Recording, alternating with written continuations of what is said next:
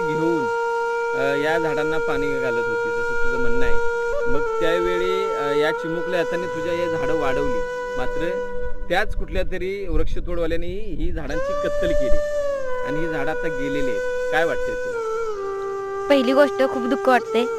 ह्या झाडांच्या सावलीने आम्ही शाळेत येऊन जाऊन करत होतो.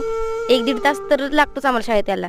सावली म्हणून आम्ही बसून झाडांखाली बसत बसत जात होतो घरी. आता असं सावलीच नाही, तर त्यामुळं काही बोलूच शकत नाही.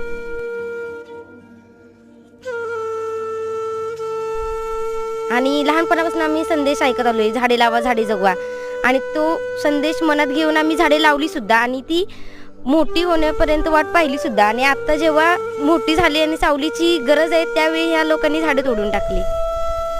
आता अशा उन्हातून आम्हाला उन्हातून येऊन जाऊन करावं लागतं शाळेत. ह्यावर काहीतरी कारवाई केलीच पाहिजे.